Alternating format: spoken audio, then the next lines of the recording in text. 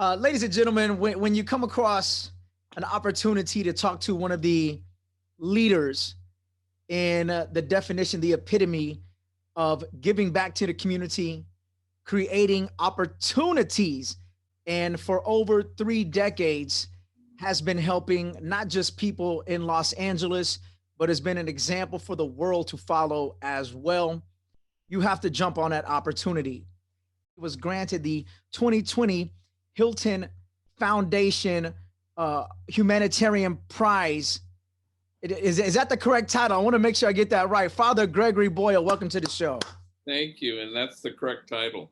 The Hilton Foundation is amazing, and this is kind of a validation of our 32 years. And then the fact that also, we've, for the last 7 years, I guess, we've started this global Homeboy network. So there are over 300 programs in the country and in the world who are kind of modeled their programs on our methodology. So it's very heartening, and we're deeply grateful to the Hilton Foundation. During COVID-19, how was your business, how was your nonprofit, just the industry impacted in general, and how are you able to navigate through it to be able to still give the people the services, but still help out the community? Yeah, I mean, it was, fortunately, we haven't needed to lay off anybody. People have been very generous, and we've always continued with our programming for our trainees. So Zoom therapy, recovery groups, tutoring, GED prep. So we've done all that, connection with their case managers. But then in our cafe and our bakery, we were able to kind of pivot to address food insecurity in Los Angeles County. So we've, prepared, 17,000 meals a week for it's under contract with the city, the county, and Jose Andres, who's the World Central Kitchen. We're the largest provider of meals in LA County for that organization. So somehow we were able to kind of just pivot and have kept everybody working. And now, we're considered an essential organization. So the homies still walk through the door, but we have their temperature taken, and everybody has to wear a mask and keep their distance, but we've continued. One thing I think that we're seeing that COVID-19 and just the climate, the culture that we're in right now is we've seen how things have impacted us now locally more than ever, and how people do have to get the second chance, the second look, the second opportunity to do better now more than ever, especially to provide for families. What has been your priority, or what has, been your mission to get everyone back to work and to create these opportunities? What's the motivation behind that? Well, it's odd, that this time of COVID-19 and the awakening that was born after the murder of George Floyd, yes, is that the curtain has been pulled back, and so people start to see the faces of people who are essential. And you start to recognize that a disproportionate number of folks have been impacted by the virus in poor communities of color. So it kind of, the whole thing, everybody has kind of put a stick in the spokes of normal. Nobody wants to return to normal. We want to create equity and have a different feel to, a whole new social contract, really. The virus hit everybody, like a storm hits a town or a city, but not everybody is in the same size vessel. So you had some people in big old yachts and somebody hanging onto a piece of driftwood. It's the same storm, but people weather it, differently. And so, the homies have more obstacles than most. And so we've seen this before, like with recessions in 2008. If the pool of applicants is larger because of the recession, well, the last people to be picked will be those with tattoos and records. We're better now than we were, 25 years ago, when Homeboy used to get death threats, bomb threats, and hate mail because people had demonized gang members so thoroughly. We always say around here, when it comes to second chances, well, who gave them their first chance? It's not like they blew a chance or they were offered a chance. No.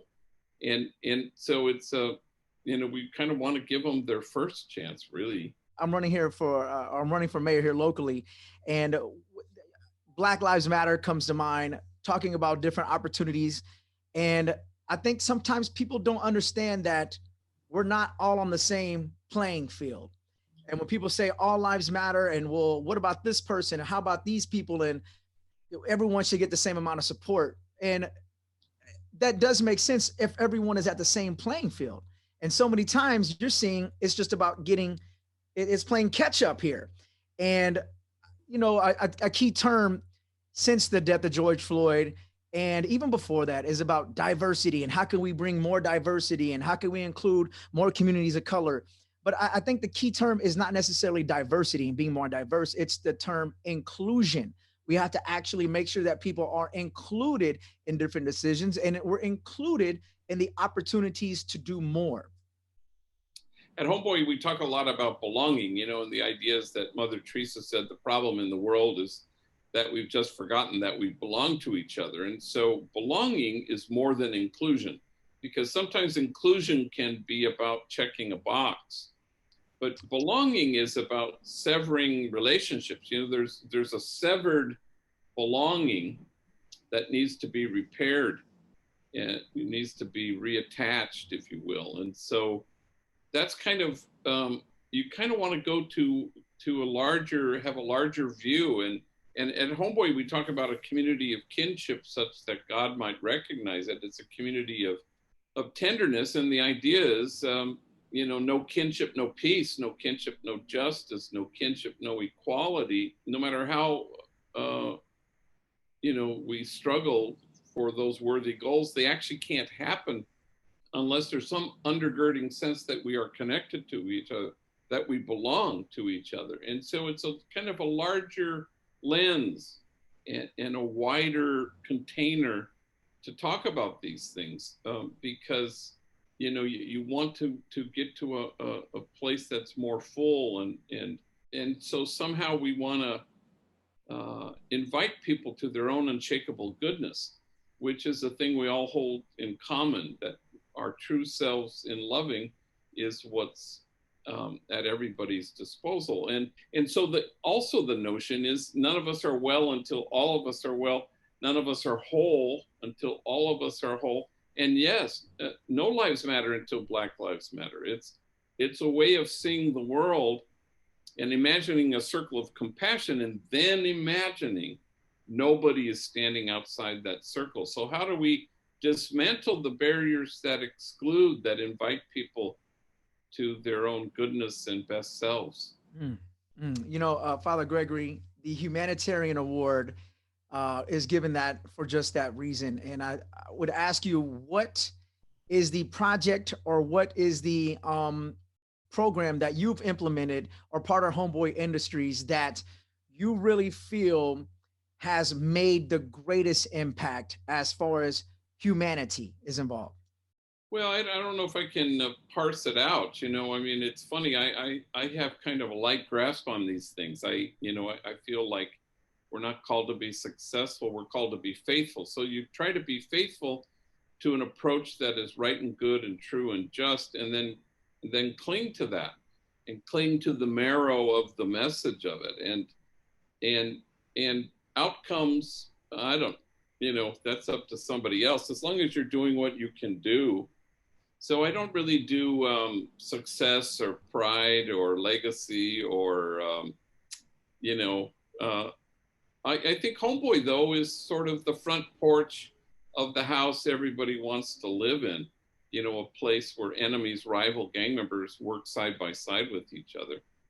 And so if the traumatized are more likely to cause trauma, then it's equally true that the cherished are most likely to find their way to the joy there is in cherishing. So we're not that interested in surviving as the fittest, but thriving as the nurtured. So if we can nurture people who have had to carry more than I've ever had to carry. And so I stand in awe at what they've had to carry rather than in judgment at how they carry it. So you want to somehow, you know, you don't go to the margins to make a difference. If I go to the margins to make a difference, then it's about me. But if I go to the margins so that the folks at the margins make me different, then it's about us. And that's the goal. You know, it's where you obliterate once and for all the illusion that we're separate, that there's an us and a them. And if you can bridge that so that there's exquisite mutuality, that everybody at the margins is experiencing their own dignity and nobility in each other's presence, then it's mutual, which is kind of what you hope for. Wow. You know, Father Gregory Boyle, I appreciate the conversation today. If they would like to get more information, whether it's being a part of what you're doing, if they happen to be in Los Angeles, or I'm sure your network, when I know it does, spreads all across the world, how can they just become more of what you're doing? Well, they can go to our website at homeboyindustries.org, and then they can also connect to our global Homeboy network. We gather every August. We did virtually this year. So if you're in a city that wants to try something like that, just go to our website. I love it. I love it. Well, thank you again for your time today. Thank you for the good luck on the race. So let's communicate, because I know a lot of people in Phoenix, so sure, who can support a good authentic candidate. So let me know.